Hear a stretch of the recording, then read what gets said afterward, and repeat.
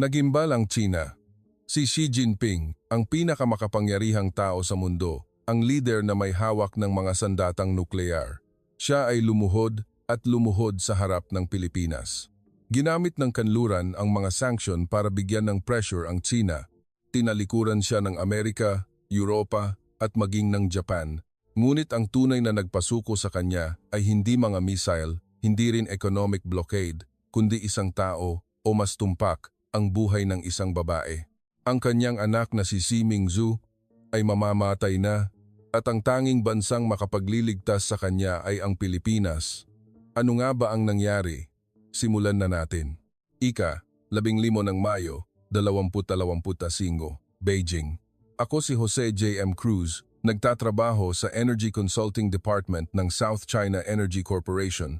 Isa ako sa iilang Pilipino na kayang magsalita ng Mandarin na parang sariling wika. 45 taong gulang na ako. Noong gabing iyon, mag-isa akong naghahapunan sa isang restoran sa sentro ng Beijing. Sa labas ng bintana, umuulan ng nyebe. Ang taglamig sa China ay kasing tindi pa rin ng dati. Kahit halos 20 taon na akong naninirahan sa bansang ito, hindi pa rin ako sanay sa ganitong lamig. Biglang tumunog ang telepono ko. Isang hindi kilalang numero. Ngunit sa sandaling makita ko ang mga unang numero, parang huminto ang tibok ng puso ko. Iyon ang espesyal na linya na nakalaan para sa internal na komunikasyon ng Zhongnanhai. Sinagot ko ito. Narinig ko ang boses ni Li Wei, ang tagapagsalita ng Zhongnanhai at kanang kamay ni Xi Jinping. Ginoong Cruz, hinahanap po kayo ng Pangulo. Maari po ba kayong pumunta sa Zhongnanhai bukas ng alas 10 ng umaga?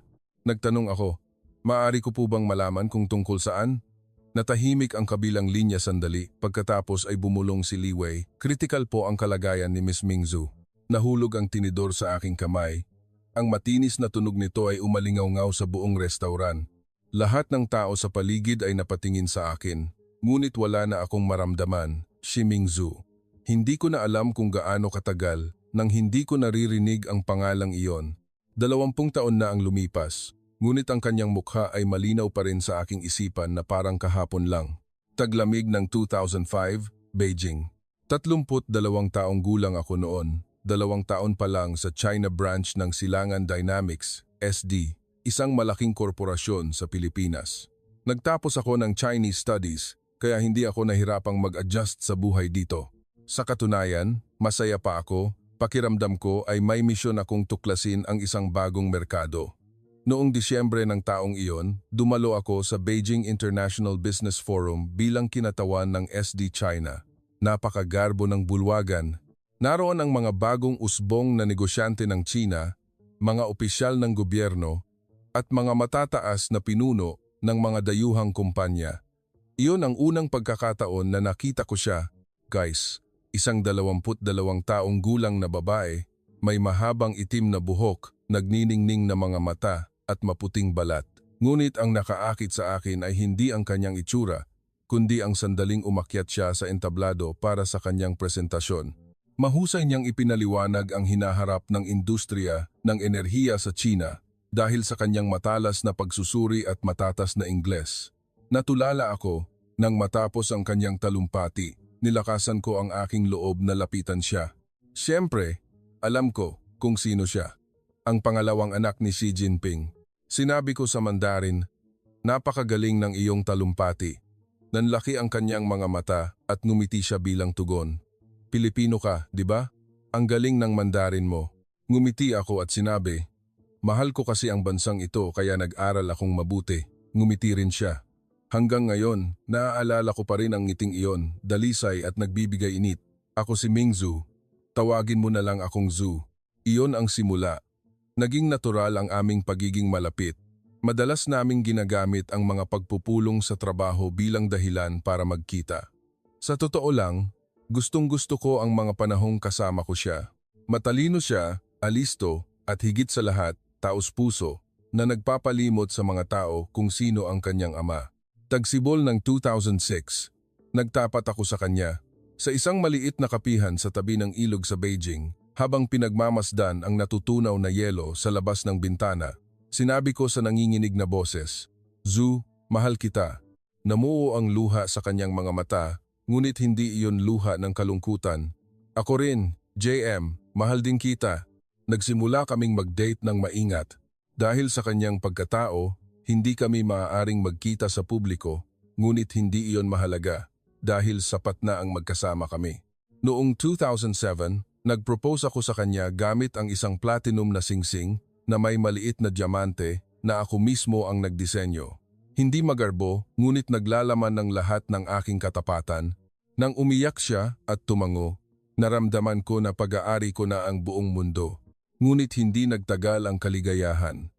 Isang araw, noong 2008, ipinatawag ako sa Zhongnanhai, utos mula kay Chairman Xi. Sa sandaling pumasok ako sa kanyang opisina, nakaramdam ako ng masamang pangitain. Nakaupo siya sa likod ng kanyang mesa, nakatitig sa akin. Sa kanyang mga mata, may isang malamig na galit. Nagsalita si Xi Jinping, malalim at kalmado ang kanyang boses, ngunit ang bigat nito ay hindi ko kayang sukatin. Ginoong Cruz, gusto mong pakasalan ng anak ko? Yumuko ako. Mahal na Pangulo, tapat po ang pagmamahal ko kay Mingzhu. Inihampas niya ang kanyang kamay sa mesa, ang malakas na tunog ay umalingaw-ngaw sa buong silid. Isang Pilipino na gustong pakasalan ang anak ng Pangulo ng Tsina. Sa tingin mo ba'y tama yan? Sumagot ako, mahal na Pangulo, ang nasyonalidad ay hindi hadlang sa pag-ibig. Tumayo si Xi Jinping, lumakad patungo sa bintana, tinalikuran ako, at bumulong, alam kong hindi ka masamang tao.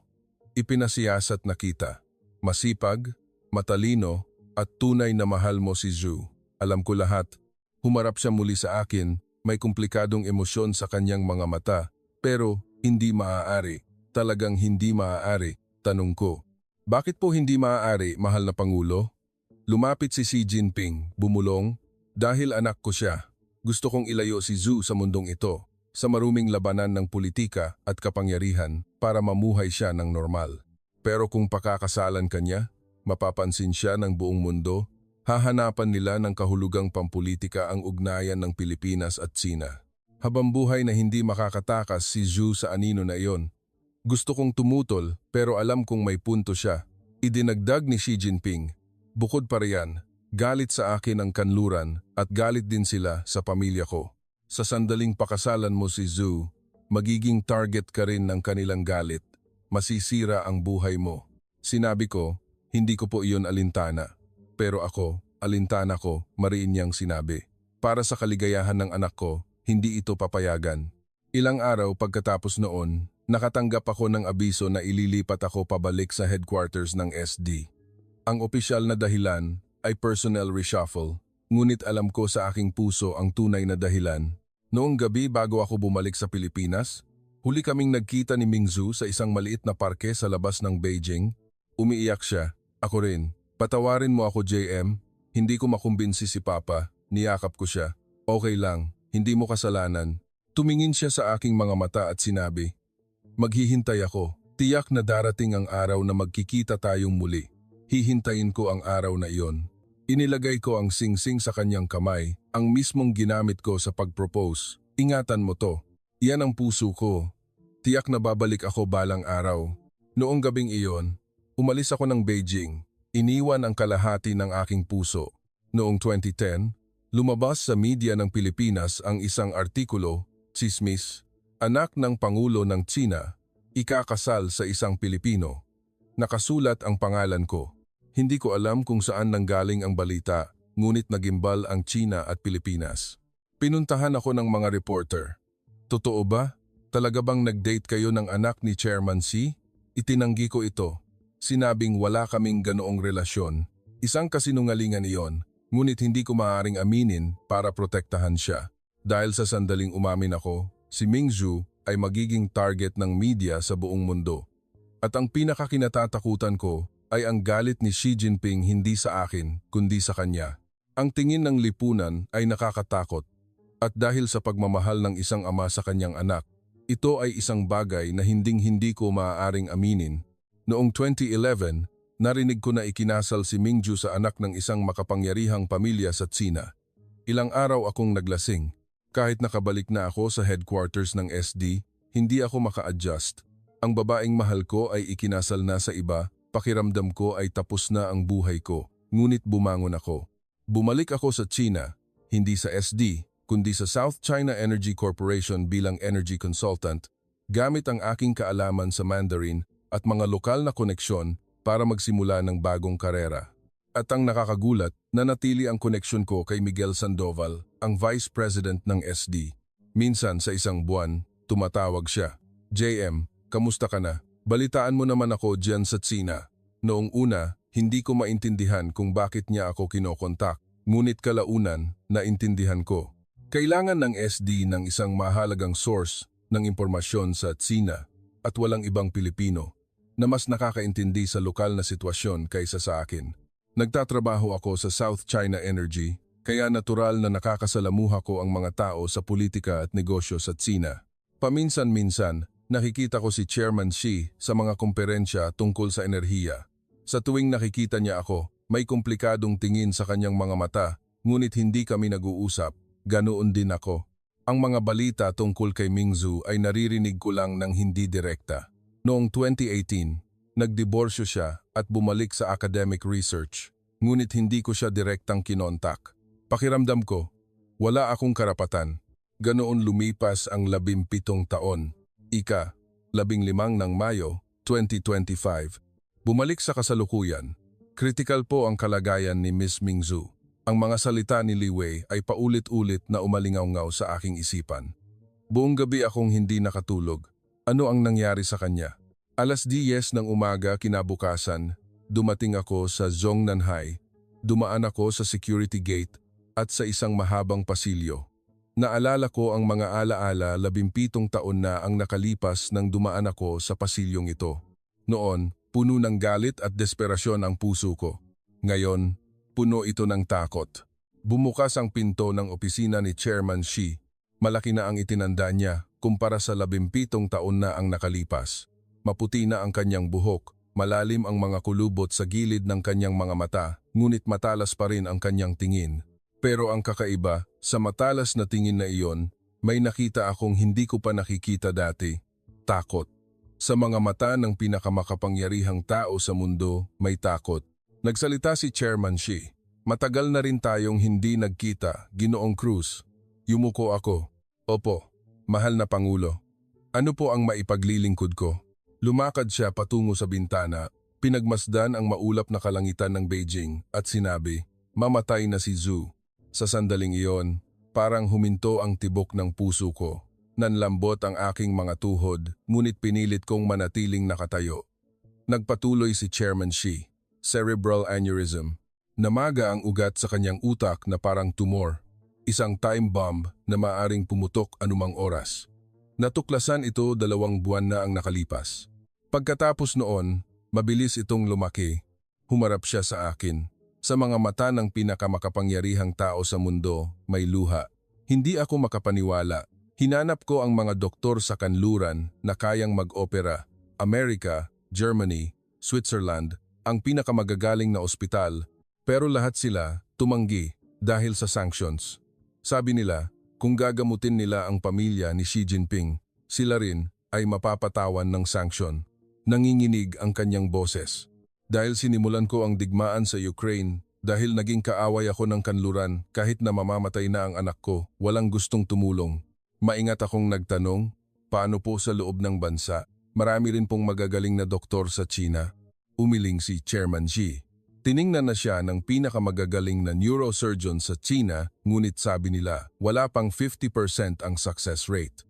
Masyadong malalim ang lokasyon ng aneurysm ni Zhu, mapanganib kung gagamitan ng tradisyonal na operasyon.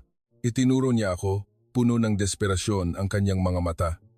Ginoong Cruz, ikaw ang tanging pag-asa. Nagulat ako. Ako po? Hindi po ako doktor. Alam ko, pero may connection ka pa rin sa mga tao sa SD, di ba? Natigilan ako sandali. Paano po ninyo nalaman? Ngumiti ng mapait si Chairman Xi. Sa tingin mo, para saan ang Federal Security Bureau? Alam ko lahat. Bawat buwan, tumatawag ka kay Vice President Miguel Sandoval, nagbibigay ng impormasyon mula sa South China Energy sa SD. Pinagpawisan ako ng malamig. Lubos na nabunyag ang lahat. Hindi kataka-taka kung arestuhin ako dahil sa espiya. Ngunit may sinabi si Chairman Xi na hindi ko inaasahan. Nagpapasalamat ako. Dahil sa iyo, nalalaman ko ang mga galaw ng SD. Malaking tulong ka para sa ating dalawang panig. Lumapit siya ng isang hakbang. Ginoong Cruz, sa totoo lang, ang Pilipinas ang maaaring tanging sagot. Ano po ang ibig ninyong sabihin? Tanong ko. Ang Pambansang Sentrong Medikal ng Pilipinas. Narinig ko na mayroon silang pinakabagong AI surgical equipment doon. Isang robotic system na kayang magsagawa ng cerebral aneurysm surgery na may 0.10 mm margin of error. 5 lugar lang sa buong mundo ang may ganitong kagamitan. Wala ang China. Tinitigan niya ako ng diretsyo. Maari mo bang kontakin ang SD para sa akin? Itanong mo kung maililigtas nila si Zhu. Kung ako ang direktang hihiling, siguradong tatanggihan ako. Pero kung ikaw, baka iba. Natahimik ako ng ilang segundo, gulong-gulo ang isip ko. Naalala ko ang ginawa ng lalaking ito sa akin 17 taon na ang nakalipas. Pinaghiwalay niya kami ni Ming Zhu. Sinira ang buhay ko, ngunit mamamatay na si Ming Zhu. Ang galit ko sa nakalipas na 17 taon ay hindi na mahalaga. Kailangan kong iligtas siya anuman ang mangyari. Sumagot ako, susubukan ko po, mahal na Pangulo. Ngunit hindi ko maipapangako dahil hindi ko rin alam kung ano ang magiging desisyon ng SD. Hinawakan ni Chairman Xi ang aking kamay. Nanginginig ang kamay ng pinakamakapangyarihang tao sa mundo. Salamat, Ginoong Cruz. Maraming salamat. At idinagdag niya sa malalim at nanginginig na boses, 17 taon na ang nakalipas, nagkamali ako. Ang paghiwalayin kayo ni Zhu, ang pinakamalaking pagkakamali ko. Patawarin mo ako, wala akong masabi. Ang paumanhin na hinintay ko sa loob ng 17 taon, ngunit ngayon, hindi na iyon mahalaga. Ang mahalaga ay mailigtas si Ming Zhu. Sa sandaling lumabas ako ng Zhongnanhai, iisa lang ang nasa isip ko. Kailangan kong kontakin ang SD ngayon din. Ngunit kasabay nito, may bumabagabag sa akin. Tutulong kaya ang SD? Ang paggamot sa anak ni Chairman Xi ay direktang paglabag sa sanctions ng kanluran, ang pressure mula sa Amerika, ang pagkondena ng internasyonal na komunidad, mga boycott campaign, napakalaki ng kapalit, ngunit kailangan kong gawin para kay Ming Zhu. Kinuha ko ang telepono at tinawagan si Vice President Miguel Sandoval. Nagring ito ng 1 beses, 2 beses, 3 beses. May sumagot. JM, anong problema? Huminga ako ng malalim at sinabi, VP, may emergency. Pwede po ba tayong mag-usap ngayon? Natahimik ang kabilang linya sandali. Pagkatapos ay sumagot si VP Sandoval. Hindi ko alam kung ano yan, pero sa boses mo, mukhang seryoso. Sige, sabihin mo. Sinimulan ko. Ang anak ni Chairman Xi ay mamamatay na. Ang tanging lugar na makapagliligtas sa kanya ay ang Pambansang Sentrong Medikal ng Pilipinas. Isang nakakabinging katahimikan ang sumunod. Pagkatapos, bumulong si VP Sandoval, JM, hindi ito maliit na bagay. Hindi dito magtatapos ang kwento. Ano ang magiging desisyon ng SD? Paano tutugon ang Malacanang? Paano makakarating si Ming Zhu sa Pilipinas? Lahat ay tila imposible, ngunit ang gawing posible ang imposible. Iyan ang Pilipinas. Alas 7 ng gabi, ika-15 ng Mayo, 2025, oras sa Pilipinas. Si Vice President Miguel Sandoval ay nasa kanyang opisina sa headquarters ng SD sa Bonifacio Global City nang matanggap niya ang tawag ni Jose Cruz. Isa siyang veterano na halos 20 taon nang nagtatrabaho sa pamunuan ng SD. Naranasan na niya ang lahat ng uri ng krisis. Ang restructuring ng SD sa gitna ng Asian financial crisis, ang pagreretiro ng tagapagtatag, ang mga bagong hamon sa ilalim ng bagong chairman. Nakita na niya ang lahat ng unos, hindi siya madaling magulat. Ngunit sa sandaling marinig niya ang sinabi ni JM Cruz, nagbago ang kanyang mukha. Anak ni Chairman Xi, cerebral aneurysm. Mula sa kabilang linya, narinig ang boses ni JM. Opo, VP, napaka-urgent ng sitwasyon. Tinanggihan na siya ng mga ospital sa kanluran. Sabi ng medical team ng China, wala pang 50% ang success rate. Ang AI surgical system lang ng Pambansang Sentrong Medikal ang tanging pag-asa. Nag-isip ng malalim si VP Sandoval. Hindi ito simpleng usaping medikal.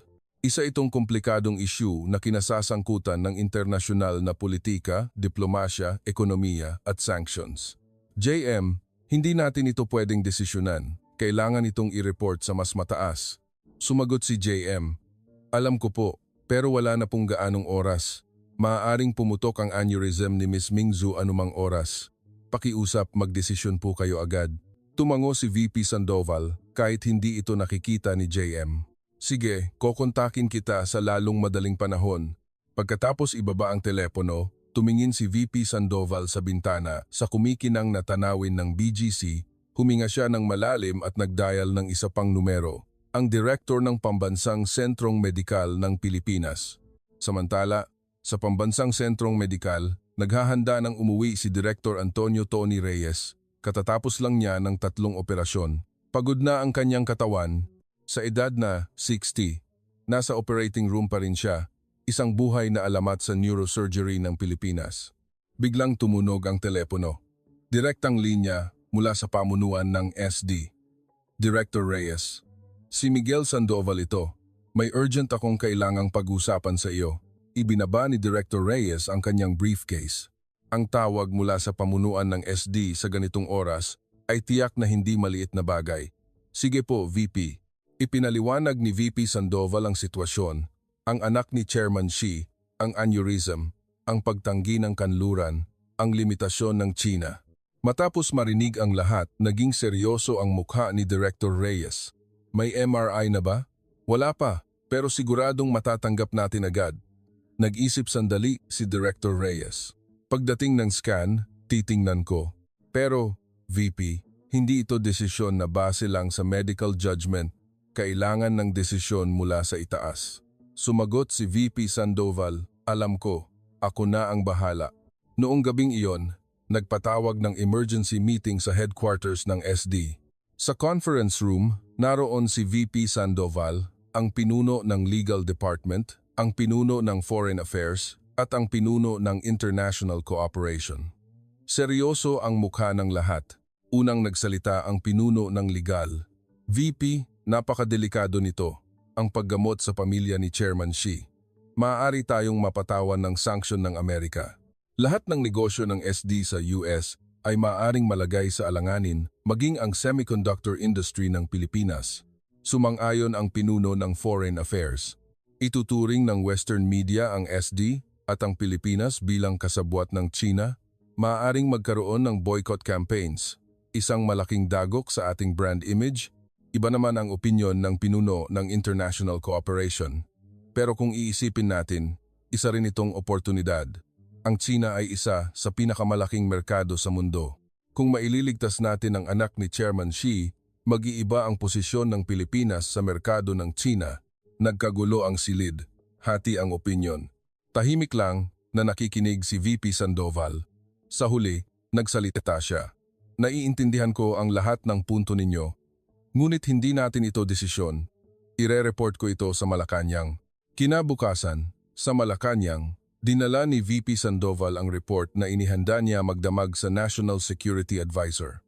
Dahan-dahang binasa ng advisor ang report, walang emosyon ang mukha. Pagkatapos ng ilang sandali, nagsalita siya. Ano ang opinyon sa loob ng SD? Sumagot si VP Sandoval, hati po. Ang isang panig ay nag-aalala sa panganib ng sanctions. Ang isa naman ay nakikita ang oportunidad. Pero sa totoo lang po, mas marami ang tumututol. Tumango ang advisor. Ire-report ko ito sa Pangulo. Ang Pangulo ng Pilipinas, matapos marinig ang report, ay matagal na natahimik. Seryoso ang kanyang mukha, ang mukha ng isang taong humaharap sa isang desisyon na may kinalaman sa kapalaran ng bansa. Sa wakas, nagsalita ang Pangulo.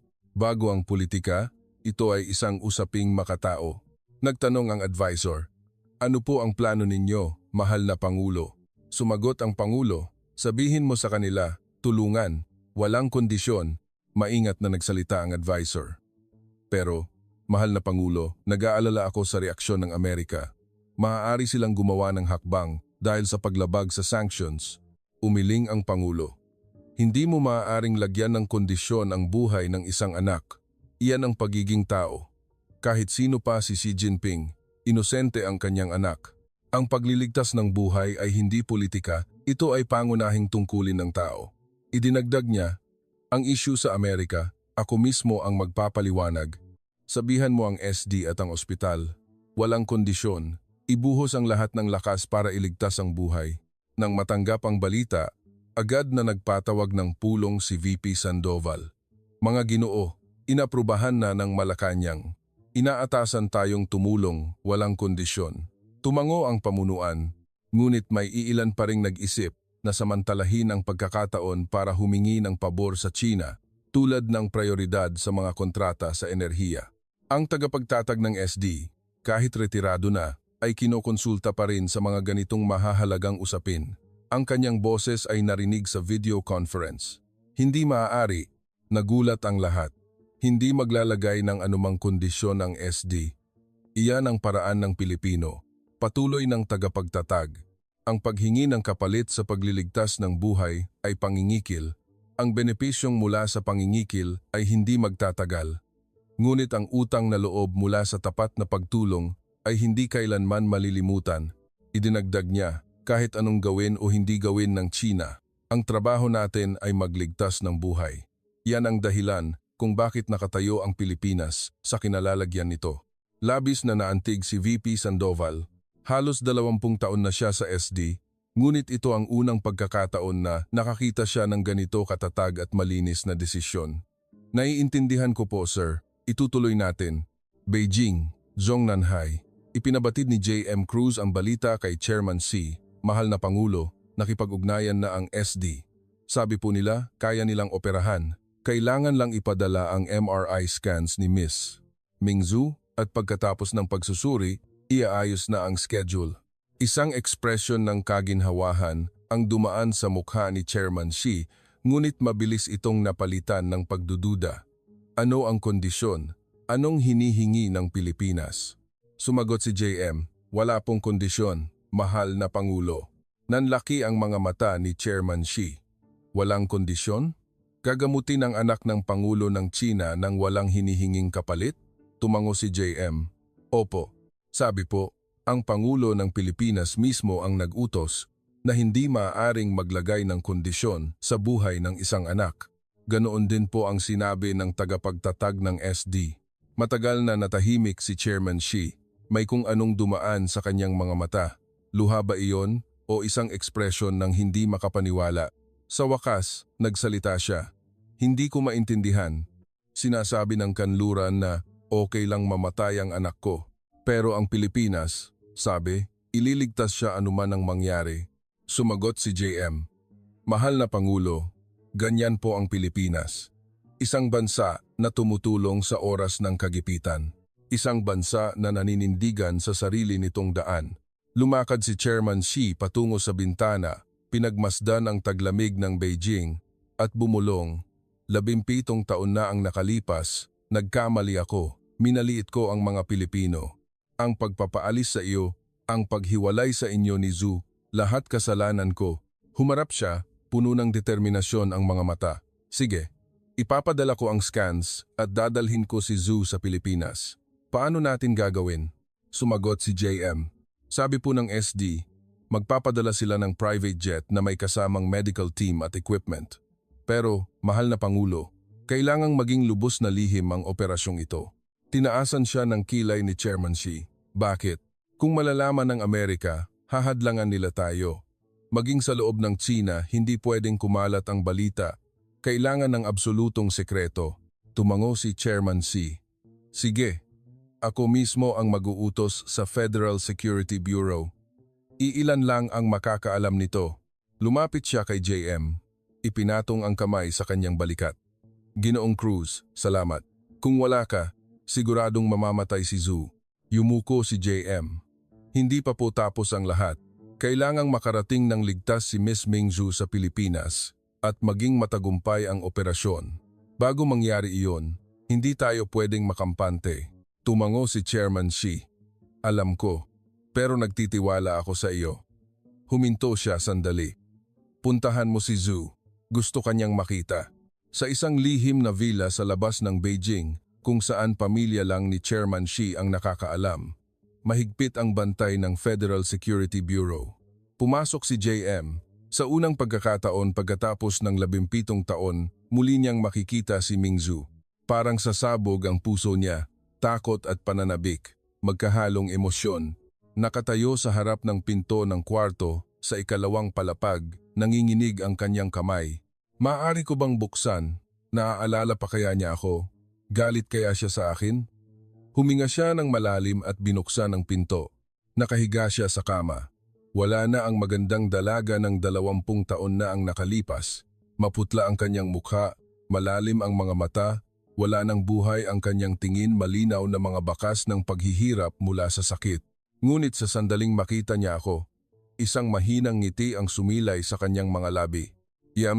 Mahina at garalgal ang kanyang boses, ngunit ang pagbigkas niya sa pangalan ko ay kapareho pa rin ng dati. Lumuhod ako sa tabi ng kama. Ju, ako to. Nandito na ako. Bumuhos ang luha sa kanyang mga mata. Naghinintay ako. 17 taon akong naghintay. Hinawakan ko ang kanyang kamay, malamig at payat. Ngunit kamay niya iyon, ang kamay na laging nasa isip ko. Patawad, hindi ako nakarating ng mas maaga. Umiling siya. Hindi. Dumating ka. Sapat na yon. Mas hinigpitan ko ang hawak sa kanyang kamay. Zu, pumunta tayo sa Pilipinas. Doon, posible ang operasyon. Naghihintay ang pinakamagaling na medical team ng pambansang sentrong medikal. Ngumiti siya ng mahina. Pilipinas? Ang bansa mo? Tumango ako. Oo, ang bansa ko. Sabay tayong pumunta. Mas dumami pa ang luha sa kanyang mga mata. Gusto kong pumunta. Kung kasama kita, kahit saan payag ako. Hinalikan ko ang kanyang noo. Ipinapangako ko, ililigtas kita. Pagkatapos, pupunta tayo sa Maynila, sa Palawan, sa Cebu, ipapakita ko sa iyo lahat. Tulad ng pinangako natin, 20 taon na ang nakalipas, ngumiti siya. Kahit pagod ang kanyang katawan, nagniningning pa rin ang ngiting iyon. Hindi mo nakalimutan? Walang araw na nakalimutan ko. Noong gabing iyon, sa headquarters ng SD sa BGC, sinimulan ang pinakalihim na operasyon sa kasaysayan nito. Codename, Operasyon Agila. Simbolo ng muling pagsilang mula sa kamatayan tulad ng isang agila. Isang private jet ng SD ang inihanda, sakayang 2 doktor at 3 nurse.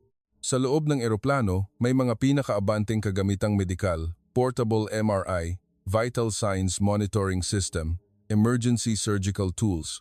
Para itong isang lumilipad na ICU. Punto ng pag-alis, Ninoy Aquino International Airport, Manila.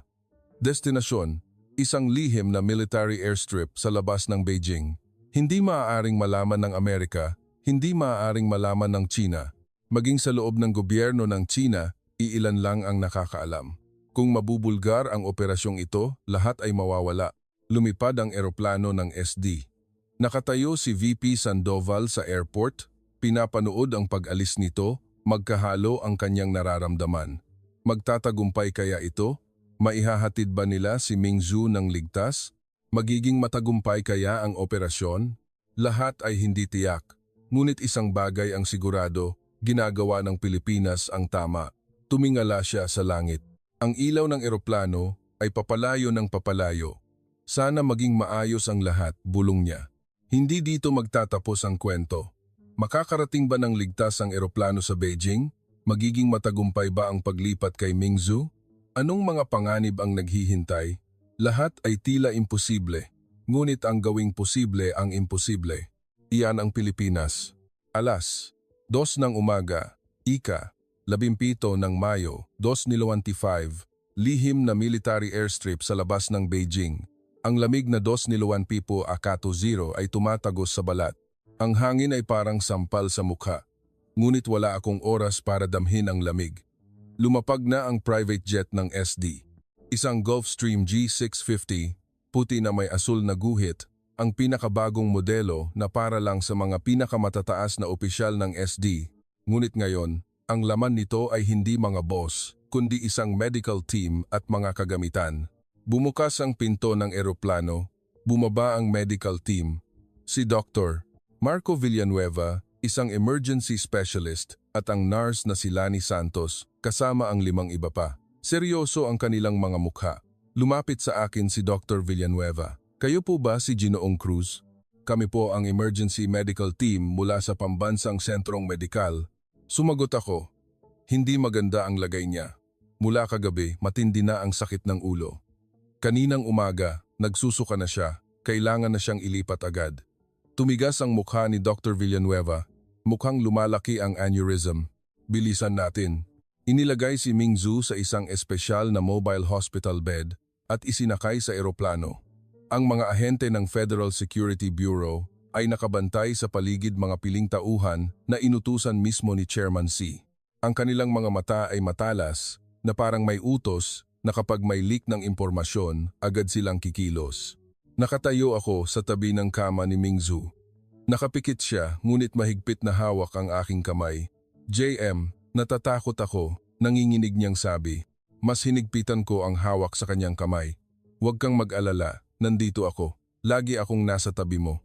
Abala, ang medical team. Ikinonekta ang mga monitor, nagkabit ng suwero, nagsuot ng oxygen mask. Ang cabin ng eroplano ay naging isang ICU. Nag-report si Dr. Villanueva, blood pressure 145/92, pulso 88. Stable sa ngayon pero maaaring magbago habang nasa biyahe. Kailangan nating bilisan. Tumango ako at sinenyasan ang piloto. Sumara ang pinto ng eroplano. Bago lumipad, isang tao ang lumitaw sa airstrip. Nakasuot siya ng mahabang itim na coat. Sa dilim ng madaling araw, malinaw siyang nakikita. Tumingin siya sa bintana ng eroplano at kumaway. Mula sa bintana, tiningnan ni Ming Zhu ang kanyang ama. Namumuo ang luha sa kanyang mga mata. Sinabi ko sa kanya, magkikita kayo ulit pagbalik. Huwag kang mag-alala. Tumango siya. Nagsimulang gumulong ang eroplano. Umugong ang makina at lumipad ito sa himpapawid. Tumingin ako sa labas. Ang anino ni Chairman Xi ay paliit ng paliit. Ang pinakamakapangyarihang tao sa mundo, mag-isang naghatid sa kanyang anak.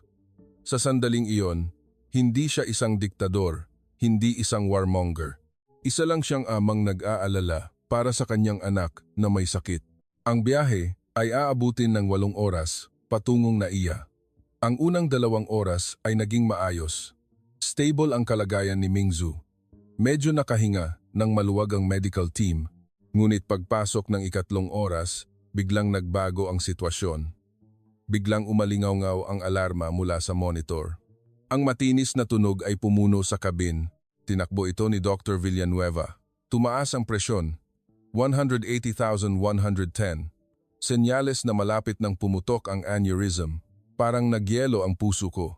Anong gagawin natin? Mabilis na nag-utos si Dr. Villanueva.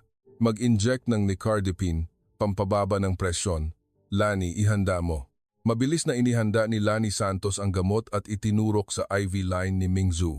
Ang mga numero sa monitor ay nagsimulang bumaba. 175, 168, 160. Nakahinga ng maluwag si Dr. Villanueva.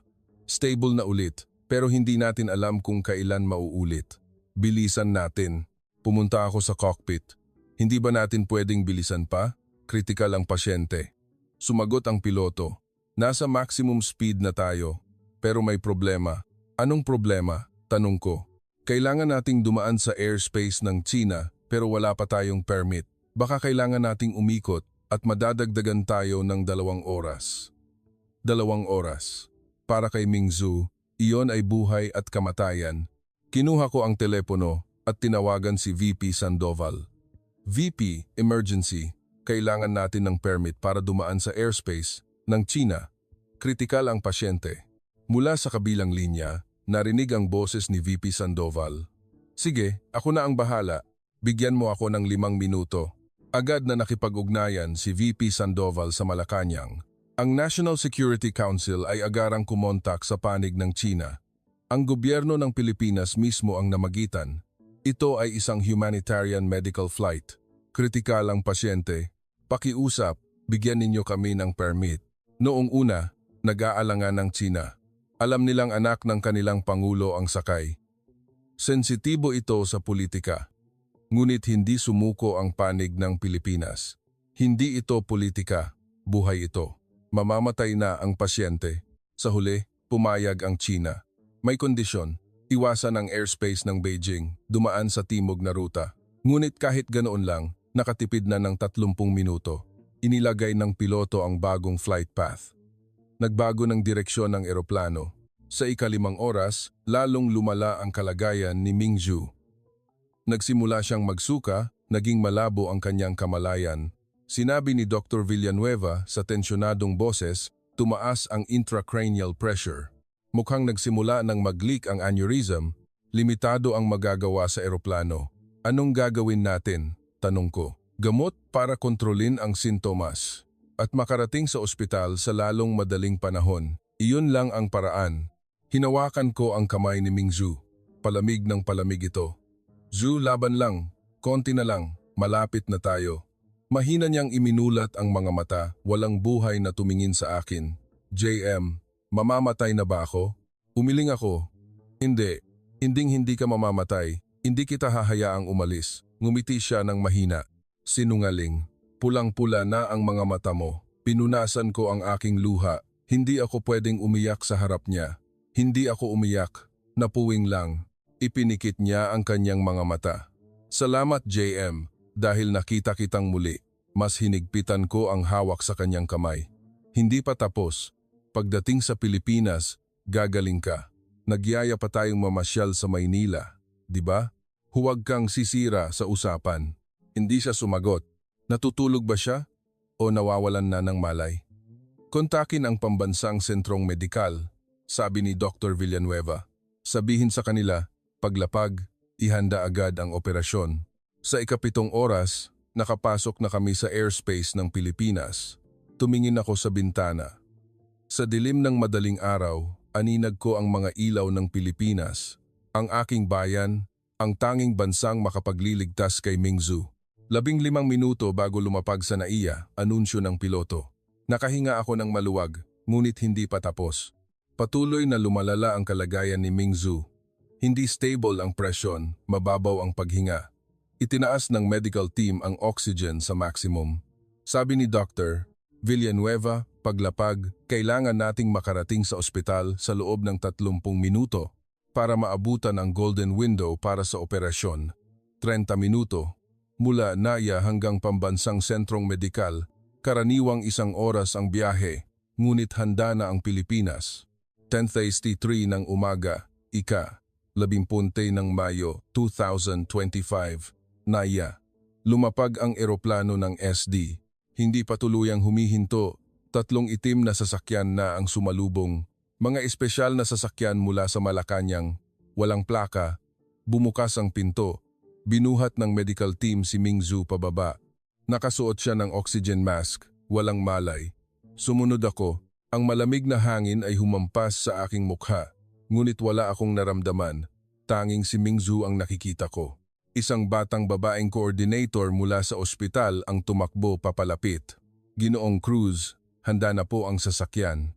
Naghihintay na ang police escort. Dadalhin natin siya sa ospital sa pinakamaikling panahon. Isinakay si Ming Zhu sa isang espesyal na ambulansya. Sumakay din ako, umandar ang sasakyan. Nanguna ang mga pulis. Ang sirena ay bumasag sa katahimikan ng umaga. Lahat ng sasakyan ay tumabi. Ang buong Pilipinas ay parang nagbigay daan para sa buhay ng isang tao. Hawak ko ang kamay ni Ming Zhu, nakatingin sa labas. Mabilis na dumaan ang tanawin ng umaga sa Maynila. Habang dumadaan sa Skyway, sumikat ang unang sinag ng araw.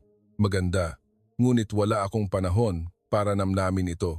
Tinitingnan ko lang si Ming Zhu, patuloy na mino-monitor ni Dr. Villanueva ang kalagayan niya. Kailangan ng operahan, wala ng oras. Binilisan ng driver ang takbo. Lahat ng traffic lights ay berde. May isang tao sa control center na ginawang berde ang lahat para sa amin.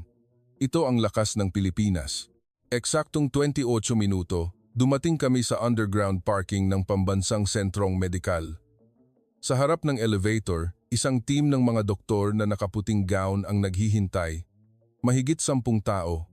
Sa gitna nila, isang lalaking medyo may edad na, maputi na ang buhok, ngunit mas matalas pa sa kabataan ang mga mata. Si Director Antonio Tony Reyes, ang pinakamataas na autoridad sa neurosurgery sa Pilipinas. ang buhay na alamat.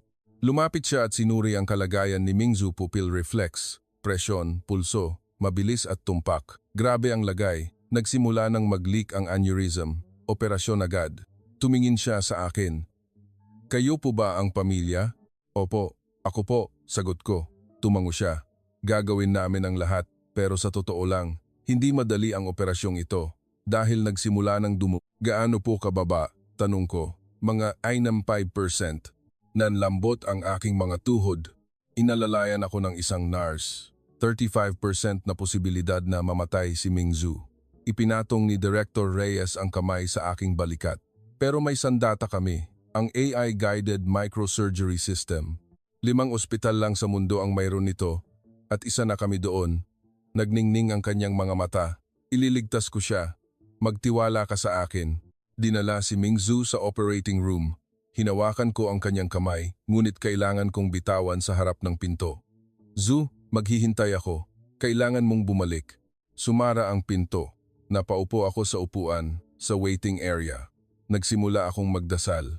Kahit hindi ako relihiyoso, sa sandaling iyon, kahit anong Diyos, basta Diyos, nakiusap ako. Pakiusap, iligtas ninyo si Mingzu. Hindi dito magtatapos ang kwento. Magiging matagumpay kaya ang operasyon? Mabubuhay kaya si Mingzu? At kapag nalaman ng mundo ang lihim na operasyong ito, ano ang mangyayari? Isang 6 na oras na operasyon, isang laban ng 0.10 mm sa pagitan ng buhay at kamatayan. Alas 11 ng umaga, ika. 10 ng Mayo, 2025. Operating room. Pambansang sentrong medikal. Nakatayo si Director Antonio Reyes sa harap ng operating table. 30 taon na siyang neurosurgeon, ang pinakamagaling sa Pilipinas. Libu-libong operasyon sa utak na ang kanyang ginawa. Ngunit iba ang operasyon ngayon. Alam niya kung sino ang pasyente, ang anak ni Chairman Xi. Ang tagumpay o kabiguan nito ay maaaring magbago sa relasyon ng Pilipinas at Sina maging sa sitwasyon ng mundo. Ngunit isinantabi ni Director Reyes ang mga iyon. Sa operating table, hindi siya anak ng politiko. Isa lang siyang pasyente, isang buhay na kailangang iligtas.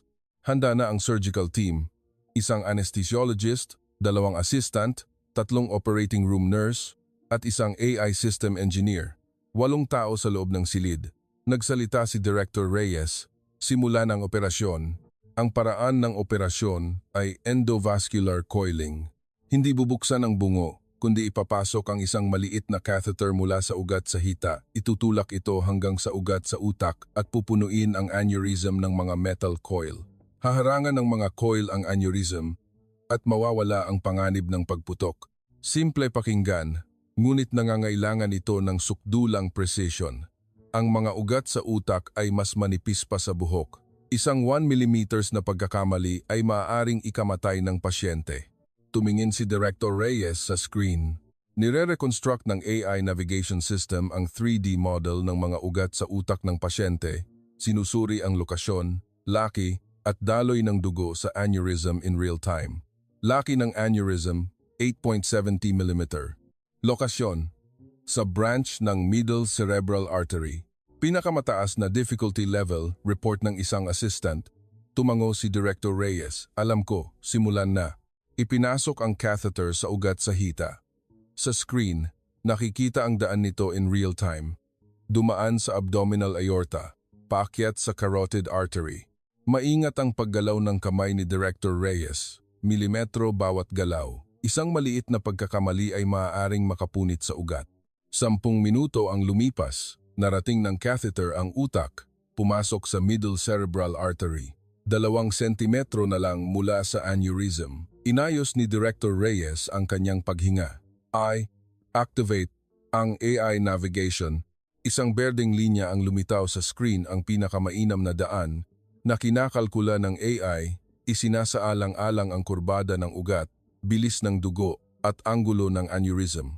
Sinundan ni Director Reyes ang linyang iyon gamit ang catheter. Nasa bukana na ng aneurysm. Ihanda ang pagpasok ng coil. Ang unang platinum coil ay itinulak sa catheter. Isang napakaliit na wire na may 0.30 mm na diameter. Umikot ito sa loob ng aneurysm, pinupuno ang espasyo. Unang coil, tapos na. Ihanda ang pangalawa. Pangalawang coil, pangatlo. Dahan-dahang napupuno ang aneurysm. 2 oras matapos magsimula, 12 coils na ang naipasok. Puno na ang aneurysm, sabi ni Director Reyes. Huling bahagi, ito ang pinakadelikado. 0.20 mm na lang ang kapal ng pader ng ugat. Nagpigil ng hininga ang buong team. Sinimulang ipasok ang ika-datlis coil. Maingat ang galaw ng kamay ni Director Reyes. Sa screen, real-time ang posisyon ng coil. Maganda, malapit na. Biglang umalarma ang screen. Kumislap ang pulang ilaw. May bleeding. Bahagyang pumutok ang pader ng aneurysm. Sigaw ng isang assistant. Pinagpawisan ang noo ni Director Reyes, ngunit hindi nanginginig ang kanyang kamay. Ang kanyang 30 taong karanasan ang sumusuporta sa kanya.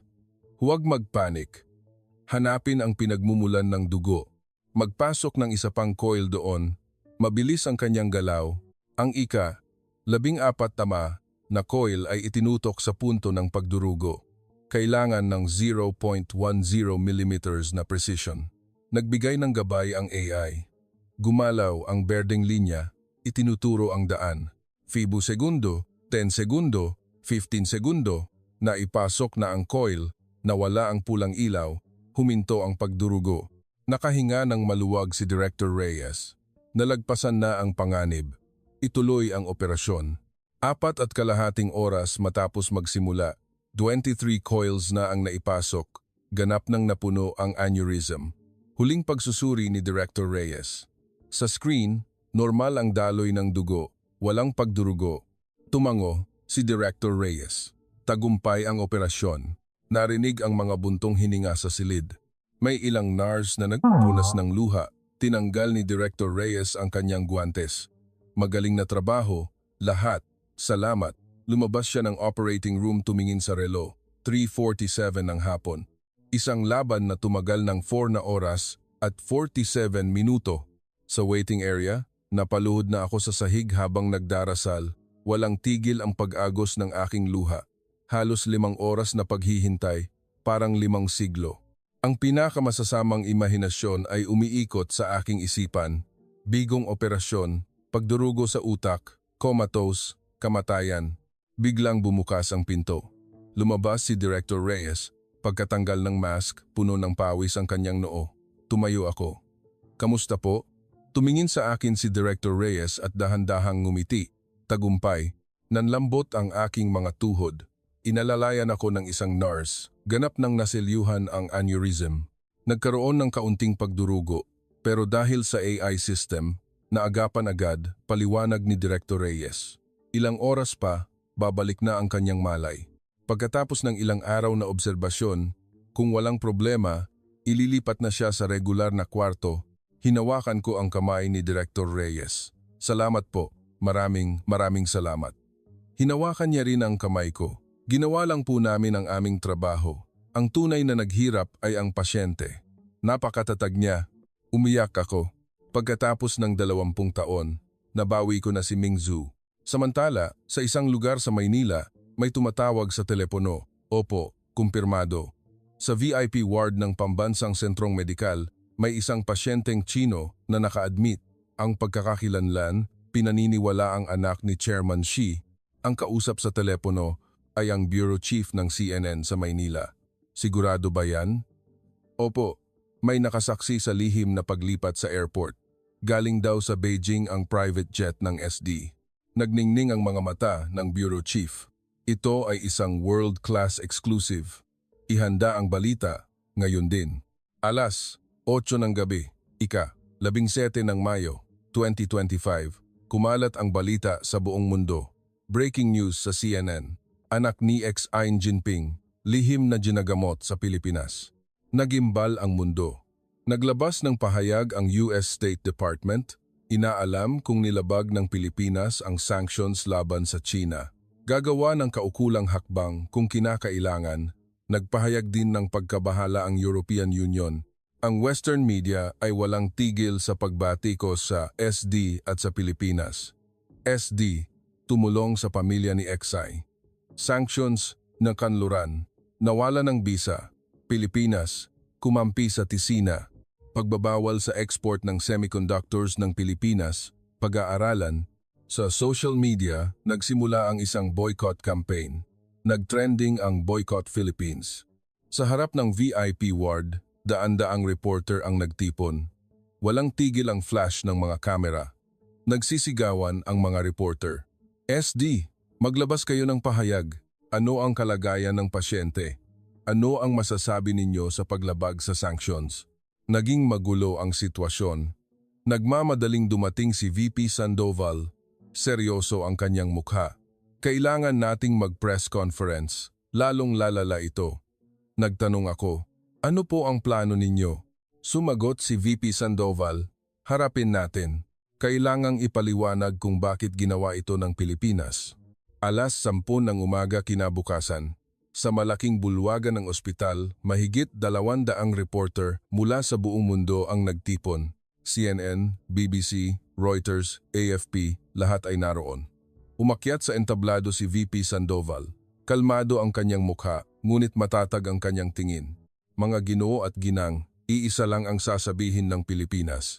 Hinawakan niya ang mikropono. Ang medisina ay walang hangganan. Hindi namimili ng pasyente ang Pilipinas. Nagsigawan ang mga reporter. Anong klaseng dahilan yan? Si Xi Jinping ay isang war criminal. Sumagot si VP Sandoval. Kahit anong ginawa ni Chairman Xi, inosente ang kanyang anak. Isang anak na may sakit at mamamatay na, kailangan pa ba nating itanong kung sino ang kanyang ama bago natin siya gamutin? Nagkagulo ang bulwagan. Hindi ginagamit ng Pilipinas ang buhay para sa transaksyon. Hindi rin kami naglalagay ng kondisyon. Iisa lang ang aming ginawa. Nagligtas ng isang taong mamamatay na. Mariin niyang sinabi. Kung ito ay paglabag sa sanction, kung gayon, mali ang sanction na iyon. Ang isang mundong nagpaparusa sa pagliligtas ng buhay, normal bang mundo iyon?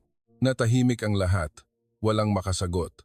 Ang Pilipinas ay hindi magbabago, kahit sino ang dumating, kahit sino ang manakot, hindi kami titigil sa pagliligtas ng buhay. Yan ang paraan ng Pilipino, idinagdag niya bilang panghuli. Maaari na kayong magtanong, pagkatapos ng press conference, isang hindi inaasahang pangyayari ang naganap. Sa social media, nagsimulang magbago ang opinyon ng publiko. Nagbago ang hashtag Philippines was right. Nagsimula ito sa Asia, ngunit mabilis na kumalat sa Japan, Korea, Southeast Asia. At ang nakakagulat, maging sa Europa at Amerika, nagsimulang lumabas ang mga suporta. Tama ang Pilipinas. Walang politika sa harap ng buhay. Nang magkasakit ang anak ko, ang medical equipment ng Pilipinas ang nagligtas sa kanya. Salamat, Pilipinas. Galit ako kay Xi, pero hindi ko hahayaang mamatay ang anak niya. Hindi iyon makatao. Nagpahayag din ng suporta ang mga kilalang tao. Nag-tweet si Elon Musk, tama ang Pilipinas. Ang medisina ay dapat na mas mataas sa politika. Sumang-ayon si Bill Gates. Ang pagpaparusa sa pagliligtas ng buhay ay hindi gawain ng isang sibilisadong lipunan. Ilang araw pagkatapos, nagbago ng paninindigan ang US State Department.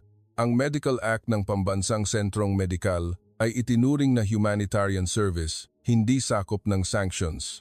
Nanalo ang Pilipinas. Isang buwan pagkatapos, may mga tahimik na pagbabagong naganap. Lihim na niluwagan ng gobyerno ng China ang mga regulasyon sa import para sa mga semiconductor at electronic products ng Pilipinas. Walang opisyal na anunsyo, ngunit sa datos pa lang ng customs, alam na. Ang mga kasunduan sa pagitan ng South China Energy at mga kumpanya ng enerhiya sa Pilipinas ay tahimik ding na update. Kahit walang media na nagulat, alam ng mga nasa industriya, tinupad ni Chairman Xi ang kanyang pangako. Hindi niya ito isa sa publiko. Ganoon ang paraan niya ng pagbabayad ng utang na loob. Tandaan ang utang na loob, ngunit hindi ito isinasatinig. Hindi dito magtatapos ang kwento. Nagkamalay na ba si Mingzhu? Ano ang reaksyon ni Chairman Xi? Ang 20 taong pag-iibigan ni na JM at Mingzhu, magkakaroon ba ng katuparan? Pagkatapos ng milagrosong operasyon, dito palang tunay na magsisimula ang kwento.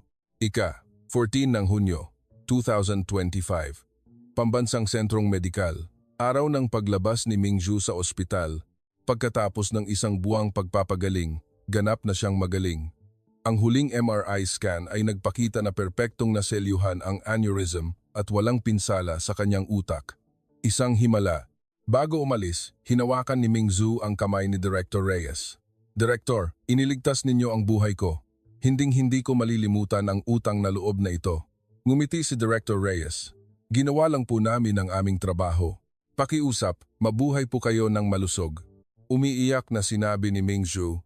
Hindi ko alam na ganito kagaling ang teknolohiyang medikal ng Pilipinas. Ang hindi nagawa ng anumang bansa sa kanluran, nagawa ng Pilipinas. Salamat Pilipinas. Noong gabing iyon, lumipad ang private jet ng SD mula ENEA patungong Beijing. Uuwi na si Ming Zhu sa kanyang ama. Nakatayo ako sa VIP lounge ng airport, pinapanood ang pag-alis ng eroplano hanggang sa mawala ang puting katawan nito sa mga ulap. Mabigat ang aking dibdib, ngunit ang makita siyang makabalik ng buhay ay sapat ng pasasalamat. Ilang araw pagkatapos, kinontak ako ni VP Sandoval. JM, nagpadala ng lihim na sulat ang Zhongnanhai, mismong si Chairman Xi ang sumulat. Hindi opisyal na dokumento, kundi isang sulat kamay. Ito ang nilalaman. Isang malalim na pasasalamat sa Pambansang Sentrong Medikal at sa Pilipinas, hinding-hindi malilimutan ng China ang pagliligtas sa buhay ng aking anak. Sa ngayon, dahil sa digmaan, hindi ko ito maaaring isapubliko. Ngunit ipinapangako ko, pagkatapos ng digmaang ito, bubuksan ko ang lahat ng pinto para sa teknolohiyang medikal at industriya ng semiconductor ng Pilipinas upang umunlad sa lupain ng China. Ito ang pinakamaliit na ganti na maibibigay ko. Sabi ni VP Sandoval, isang makasaysayang dokumento. Darating ang araw, matutupad ang pangakong ito. Tumingin ako sa bintana. Asul ang kalangitan ng Maynila.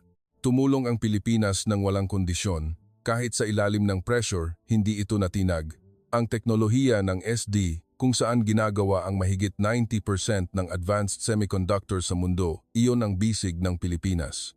At ang himalang nilikha ng bisig na iyon, ay babalik balang araw sa anyo ng mas malaking oportunidad, mas malawak na pinto. Ito ang lakas ng Pilipinas. Maliit ngunit malakas. Ang bansa ng adobo at sinigang. Ngunit kasabay nito, ang bansang may hawak ng nangungunang teknolohiyang medikal at AI sa mundo. Kahit hindi aminin ng China, alam ng buong mundo kung sino ang Pilipinas. Isang bansang nagliligtas ng buhay, isang bansang nangunguna sa mundo sa pamamagitan ng teknolohiya. Iyan ang Pilipinas. Mabuhay ang Pilipinas.